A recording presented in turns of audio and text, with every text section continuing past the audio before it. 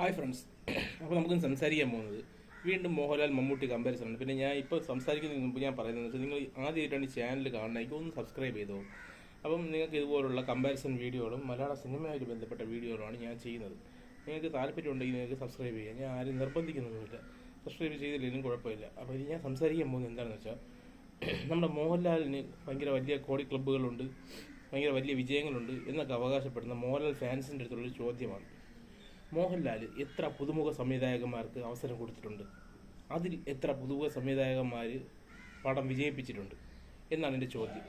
അതുപോലെ തന്നെ മമ്മൂട്ടി എന്ന സിനിമാ നടൻ 70 സംവിധായകന്മാർക്കാണ് ഇതിനോടൊക്കെ തന്നെ പുതിയ നവാഗത സംവിധായകന്മാരെ ഇൻഡസ്ട്രിയിലോട്ട് കൊണ്ടുവന്നത്. അവരുടെ സിനിമകളിൽ അഭിനയിച്ചു. 70 സംവിധായകന്മാർ കൊണ്ടുവന്നെങ്കിൽ 70 സിനിമയിലൊക്കെ അയാൾ പുതിയ സിനിമ അഭിനയിച്ചു കാണും, പുതിയ സംവിധായകൻ്റെ സിനിമ അഭിനയിച്ചു കാണും. അതിൽ തന്നെ എത്രയോ ഹിറ്റ് പടങ്ങൾ. അത് ഞാനിപ്പോൾ നിങ്ങൾക്ക് ഇതിട്ട് പറഞ്ഞുതരാം. നമ്മുടെ മറവത്തൂർ കടവ് ലാൽ ജോസിൻ്റെ പടമാണ് ആദ്യത്തെ. ലാൽ ജോസ് എന്ന് പറഞ്ഞ സംവിധായകൻ എന്ന് പറഞ്ഞാൽ മലയാളത്തിൻ്റെ ഇപ്പോൾ ഒഴിച്ചു കൂട്ടാൻ പറ്റാത്ത സംവിധായകനാണ്. പുള്ളിയുടെ ആദ്യത്തെ സിനിമ മറവത്തൂർ കടവ് ഡേറ്റ് കൊടുത്തത് മമ്മൂട്ടിയാണ്. പിന്നെ ബ്ലസ്സി, കാഴ്ച എന്ന സിനിമയിലൂടെ ബ്ലസ്സിയെ ഇൻഡസ്ട്രിയിലോട്ട് കൊണ്ടുവന്നു. അപ്പോൾ ഞാൻ കാഴ്ച എന്ന സിനിമയിലെ ഗുണവധികാരം ഒന്നും നിങ്ങളുടെ അടുത്ത് പറയേണ്ട ആവശ്യമില്ല. എല്ലാവർക്കും അറിയാന്നുള്ള കാര്യമാണ്. അത് കഴിഞ്ഞ് പോട്ടെ. മോഹൻലാലിൻ്റെ ഇൻഡസ്ട്രിയൽ ഹിറ്റായ പുലിമുരുകൻ ഡയറക്ടർ വൈശാഖ് പോക്കറ്റ് രാജയിലൂടെ ആദ്യമായി മലയാളത്തിലോട്ട് കൊണ്ടുവന്നത് മമ്മൂട്ടിയാണ്. അടുത്തത് ആഷിഖ് കപൂർ, ഡാഡി കൂൾ എന്ന് പറഞ്ഞ സിനിമയിലൂടെ ആഷിഖ് കപൂറിനെ ഇൻഡസ്ട്രിയിലോട്ട് കൊണ്ടുവന്നത് മമ്മൂട്ടിയാണ്. പിന്നെ അൻവർ റഷീദിനെ കുറിച്ച് പറയണ്ടല്ലോ അല്ലേ. രാജമാണിക്യം എന്ന് പറയുന്ന ഇൻഡസ്ട്രിയൽ ഹിറ്റിലൂടെ ഒരു പുതുമുഖ സംവിധായകനിലൂടെ വന്ന് ഇൻഡസ്ട്രിയൽ ഹിറ്റ് അടിച്ച സിനിമയാണ്. ആ ഒരു ചിത്രത്തിലൂടെ മമ്മൂട്ടി ഇൻഡസ്ട്രിയിലോട്ട് കൊണ്ടുവന്നു. പിന്നെ അമൽ നീരദ്, ബിഗ് ബി വേണ്ട, ഇപ്പം നമുക്ക് ഇപ്പം ഭീഷ്മപൂർവ്വ വരെ എത്തി നിൽക്കുന്നു പുള്ളിയുടെ ചരിത്രം. അപ്പം പിന്നെ ബോഗൻവില്ല. അപ്പോൾ എല്ലാവർക്കും അറിയാം അമൽ നീരദ് പറഞ്ഞ സംവിധായകൻ്റെ കഴിവ് എന്താണെന്ന്. പുള്ളിയെ ഇൻഡസ്ട്രിയിലോട്ട് കൊണ്ടുവന്നത് മമ്മൂട്ടിയാണ്. അടുത്തത് ബെസ്റ്റ് ആക്ടർ എന്ന് പറഞ്ഞ സിനിമയിലൂടെ മാർട്ടിൻ പ്രക്കാട്ട് ഇൻഡസ്ട്രിയിലോട്ട് പുതിയ സംവിധായകനെ കൊണ്ടുവന്നു. അടുത്തത് ഹനീഫ് അദേനി കുറിച്ച് പറഞ്ഞു. ഇപ്പോൾ മാർക്കോയ്ക്കൊക്കെ ഏറ്റവും ഈഗർലി വെയിറ്റിംഗ് ആയിട്ടുള്ള ഒരു ഇൻഡസ്ട്രിയാണ് മലയാളത്തിലല്ല ഇന്ത്യൻ സിനിമയിൽ തന്നെ ഏറ്റവും മോസ്റ്റ് ആൻറ്റിസിപ്പേറ്റഡ് മൂവീസിൽ ഏറ്റവും ടോപ്പിൽ നിൽക്കുന്നത് മാർക്കോയാണ്. അത് എത്രയോ ശതമാനം, 67% എന്തോ മാർക്കോയ്ക്കാണ്. MBD റേറ്റിംഗ് ആണ്, അതിലോ വേറെ ആരും ഇട്ട റേറ്റിംഗ് അല്ല. അപ്പം അതിൻ്റെ സംവിധായകനായ ഹനീഫ് അദേനി ആദ്യമായി മലയാളം അല്ലെങ്കിൽ ഇന്ത്യൻ അല്ലെങ്കിൽ സിനിമ ഇൻഡസ്ട്രിയിൽ കൊണ്ടുവന്നത് മമ്മൂട്ടിയാണ്. പിന്നെ ഷാജി പാടൂർ എന്ന് പറഞ്ഞ സംവിധായകനെ കൊണ്ടുവന്ന എബ്രഹാമിൻ്റെ സന്തതികൾ ഫ്ലോപ്പാണെന്ന് ഇവിടെ ആരും പറയുന്നത് എനിക്ക് തോന്നുന്നില്ല. ആ പടം വിജയിപ്പിച്ചെടുത്തു. അത് പുതുമുഖ സംവിധായകനാണ്. പിന്നെ അടുത്ത് നമുക്ക് നോക്കുമ്പോഴത്തേക്ക് ഡീനോ ഡെന്നിസ്, ഇപ്പം ബസൂക്ക സംവിധാനം ചെയ്യുന്നത് പുതുമുഖ സംവിധായകനാണ്.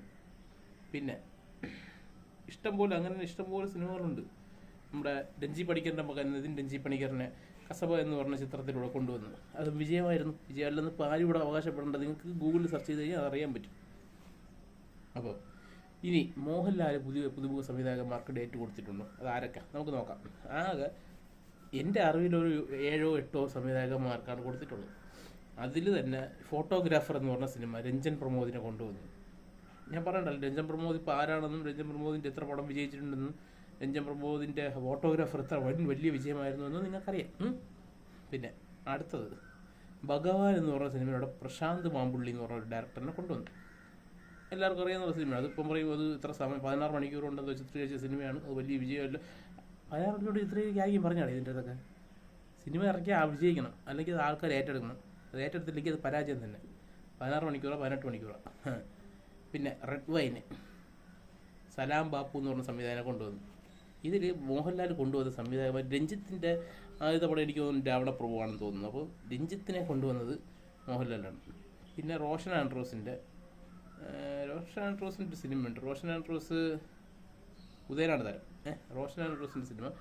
ഇവർ രണ്ടുപേരും ഇപ്പം രഞ്ജിത്ത് എന്ന് പറഞ്ഞ സംവിധായകൻ ഇപ്പോൾ, റോഷൻ ആൻഡ്രോസ് എന്ന് പറഞ്ഞ സംവിധായകൻ ഇപ്പോൾ, ഈ 2 സംവിധായകന്മാരും മാത്രമാണ്, അല്ലെങ്കിൽ മേജർ രവികീർത്തി ചക്ര ഇപ്പോൾ തുടർച്ചയായിട്ട് ഇറങ്ങിയ പടങ്ങളൊക്കെ പരാജയപ്പെട്ട് നിൽക്കുന്ന സംവിധായകന്മാരാണ് ഇവർ 3 പേരും. അപ്പം ഇതിനകത്ത് ഏറ്റവും നല്ല മികച്ച സംവിധായകന്മാരെ കൊണ്ടുവന്നത് ആരാണെന്ന് ഞാൻ പ്രത്യേകിച്ച് നിങ്ങൾക്ക് പറഞ്ഞു തരേണ്ട ആവശ്യമില്ല. പിന്നെ ഇൻഡസ്ട്രി ഹിറ്റടിച്ചു, മറിച്ചടിച്ചു എന്ന് പറയുന്നത് ഈ പുതുമുഖ സംവിധായകരുടെ ഡേറ്റ് കൊടുത്തിട്ട് ഒരു ഇൻഡസ്ട്രി ഹിറ്റ് അടിച്ചിട്ടുണ്ടോ അല്ലെങ്കിൽ ഒരു പടം വിജയിപ്പിച്ചിട്ടുണ്ടോ? ഇപ്പോൾ നിങ്ങൾ പറയും ഒടിയൻ രവികുമാർ മേനോൻ. അതൊക്കെ പറഞ്ഞു വരുമ്പോഴത്തേക്കും നാണത്തിൻ്റെ ഒരു അംശമെങ്കിലും തൊലിപ്പുറത്തുണ്ടെങ്കിൽ നിങ്ങളത് പറയൂല. പിന്നെ എൻ്റെ അറിവിൽ പൃഥ്വിരാജ് അഭിനയിച്ച സിനിമകളിൽ ഒരു 50% കൂടുതൽ സിനിമയും പൃഥ്വിരാജാണ് ഡയറക്ടറിന് അവിടെ ക്യാമറ പോയി അവിടെ ഇത് പോയി എന്ന് പറഞ്ഞ് അവതരിപ്പിച്ചിട്ടുണ്ട്. പല ഡയറക്ടേഴ്സും പറഞ്ഞിട്ടുണ്ട് പൃഥ്വിരാജ് സംവിധാനത്തിൽ ഇടപെടുമെന്ന്. അപ്പം അങ്ങനൊരു പൃഥ്വിരാജിനെ വച്ചിട്ട് പുള്ളി ലൂസിഫർ ചെയ്തു വിജയിപ്പിച്ചിട്ടുണ്ട്. അത് മാത്രമല്ലാതെ വേറെ ഒരു പുതിയ ഡയറക്ടറിനെ കൊടുത്ത് അല്ലെങ്കിൽ പുതിയ ഡയറക്ടറിനെ ക്ലിക്കാക്കി എടുത്ത ചരിത്രം മോഹൻലാലിനില്ല എന്ന് നമുക്ക് ഉറപ്പിച്ച് പറയാം.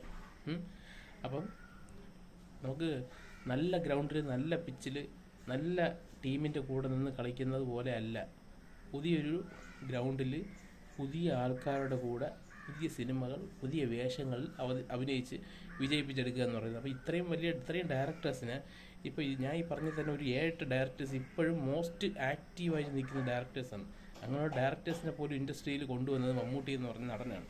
മമ്മൂട്ടിക്ക് വേണമെങ്കിൽ മോഹൻലാലിനെ പോലെ പ്രിയദർശൻ അതുപോലത്തെ ഷാജി കൈലാസ് അങ്ങനെയുള്ളവർക്ക് മാത്രം ഡേറ്റ് കൊടുത്തുകൊണ്ടിരുന്നാൽ മതിയായിരുന്നെങ്കിൽ ഇതൊന്നും അല്ലായിരുന്നു ചരിത്രം. ഇതിനേക്കാൾ വലിയ വലിയ വിജയങ്ങൾ മമ്മൂട്ടിക്കും ഉണ്ടാകുമായിരുന്നു. മമ്മൂട്ടി പുതുമുഖ താരങ്ങൾക്ക് അവസരം കൊടുത്തു. അതാണ് മമ്മൂട്ടി ചെയ്തത്. അപ്പോൾ നിങ്ങൾ പറയും മോഹൻലാലിന് വലിയ വിജയങ്ങളുണ്ട്, മമ്മൂട്ടി പരാജയമുണ്ടല്ലോ. പരാജയമുണ്ട്.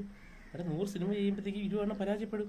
ഇത് 100 ഡിഫറൻ്റ് ആയിട്ടുള്ള ആൾക്കാർ സംവിധാനം ചെയ്ത സിനിമയാണ്. അല്ലാതെ കഴിവ് തെളിയിച്ച സംവിധായകന്മാരെ വെച്ച് സിനിമ ചെയ്ത് വിജയിപ്പിക്കുന്നതല്ല. അപ്പം ഇനി നിങ്ങൾ ഈ കാര്യത്തിൽ നിങ്ങൾക്ക് ആർക്കും മോഹൻലാൽ ഫാൻസിനാണെങ്കിൽ പോലും എതിരഭിപ്രായം കാണുമെന്ന് എനിക്ക് തോന്നുന്നില്ല. കാരണം മോഹൻലാൽ പുതിയ ഡയറക്ടേഴ്സിന് അവസരം കൊടുക്കുന്നില്ല, പുതിയ പ്രൊഡ്യൂസേഴ്സിന് അവസരം കൊടുക്കുന്നില്ല. ഇപ്പം പൊട്ടി ഇപ്പോൾ പുതിയ പ്രൊഡ്യൂസർമാർക്ക് അവസരം കൊടുക്കുന്നുണ്ടെന്ന് കേട്ടു. അവരെന്നെ പറഞ്ഞിട്ടുണ്ട്. എനിക്ക് കൺവിൻസ് ആകുന്നില്ല. പുതിയ ഡയറക്ടേഴ്സിൻ്റെ കഥകൾ, സ്റ്റോറികൾ, അവരുടെ കഴിവുകൾ, അവരുടെ സംവിധാന മികവുകൾ എനിക്ക് അക്സെപ്റ്റ് ചെയ്യാൻ പറ്റുന്നില്ല. അത് മമ്മൂട്ടി അങ്ങനെ ചെയ്യുന്നത് കൊണ്ട് മാത്രമാണ് ഇൻഡസ്ട്രി ഇപ്പോഴും നിലനിൽക്കുന്നത്. അല്ലെങ്കിൽ ഇപ്പോഴും പഴയ പ്രിയദർശൻ്റെയും പഴയ സംവിധായകന്മാരുടെയും സിനിമകൾ മാത്രം ഇപ്പോൾ വെളിയിൽ വന്നുകൊണ്ടിരുന്നേനെ. ഇപ്പോഴും പരാജയപ്പെട്ട് ഇൻഡസ്ട്രി നിന്നേനെ. ഇപ്പം വിജയിച്ചു വരുന്ന സിനിമകൾ പുതുമുഖ സംവിധായകന്മാരുടെ സിനിമകളാണ്. അതിന് അറിഞ്ഞ് ഡേറ്റ് കൊടുത്ത് വിജയിപ്പിച്ചെടുത്ത് കൂടെ നിന്ന് മലയാള സിനിമയുടെ കാൽവയ്പ്പിന് നിങ്ങൾ പറയുന്നത് പോലെ മലയാള സിനിമയെ ലോകത്തിന് മുമ്പിൽ എത്തിച്ചത് മോഹൻലാലല്ല. ഈ വൈശാഖിൻ്റെ പുലിമുരുകനാണല്ലോ മോഹൻലാലിൻ്റെ ഏറ്റവും വലിയ ഇൻഡസ്ട്രി ഹിറ്റ് എന്ന് പറയുന്നത്. ആ സിനിമയിൽ ഡയറക്ടറിനെ പോലും കൊണ്ടുവന്ന് മലയാള സിനിമയിൽ ഇറക്കിയത് മമ്മൂട്ടിയാണ്. ഇതിപ്പോൾ പുലിമുരുകൻ എന്ന് പറയുന്ന സിനിമ വൈശാഖിൻ്റെ ആദ്യ സിനിമയായിരുന്നെങ്കിൽ പുലിമുരുകൻ മോഹൻലാൽ എടുക്കുമോ? ഇല്ല. ഇപ്പോൾ മോഹൻലാലിന് ഇപ്പം ഉള്ള 2 ഡയറക്ടറാണ്, ജിത്തു ജോസഫും പിന്നെ പൃഥ്വിരാജും. ഇവരുടെ പടത്തിലല്ലാതെ ഇപ്പോൾ മോഹൻലാൽ അഭിനയിക്കുമെന്നാണ് തോന്നുന്നത്. ഇപ്പം 5-6 പടങ്ങളൊക്കെ അനൗൺസ് ചെയ്തിട്ടുണ്ട്. പുതിയ ഡയറക്ടേഴ്സ് അതിലും ഇല്ല, എല്ലാം പ്രീവിയസ്ലി കഴിവ് തെളിയിച്ച ഡയറക്ടേഴ്സാണ്. അപ്പോൾ നിങ്ങൾക്ക് ഇതിനെക്കുറിച്ച് എന്തെങ്കിലും എതിരഭിപ്രായം വരാൻ സാധ്യതയില്ല. പക്ഷേ മോഹൻലാലിൻ്റെ മോഹൻലാൽ ഫാൻസിന് എതിരഭിപ്രായം കാണാം. അപ്പോൾ നിങ്ങളുടെ അഭിപ്രായം കമൻറ്റ് ബോക്സിലിടാം. നിങ്ങൾക്കും അവകാശമുണ്ട്, നിങ്ങൾക്കും ഇതിനെക്കുറിച്ച് എതിർത്ത് സംസാരിക്കുവാനുള്ള അവകാശമുണ്ട്. അപ്പോൾ ഓക്കെ, ഞാൻ പറഞ്ഞിട്ടുണ്ട് പൃഥ്വിരാജ് പുതുമുഖ സംവിധായകനാണ്. പൃഥ്വിരാജ് സിനിമ കൊടുത്തിട്ടുണ്ട്. പിന്നെ കൊടുത്തിട്ടുള്ള വിജയിപ്പിച്ചെടുത്തിട്ടുള്ളതെന്ന് പറയുമ്പോഴത്തേക്കും ആരാണ്? ഒടിയൻ. അതുകൊണ്ട് ഞാൻ പറഞ്ഞിട്ടുണ്ട്. ഇനി ഞാൻ പറഞ്ഞില്ലെന്ന് പറയരുത്. ഓക്കെ, അപ്പോൾ അടുത്ത വീഡിയോയിൽ കാണാം. നന്ദി, നമസ്കാരം.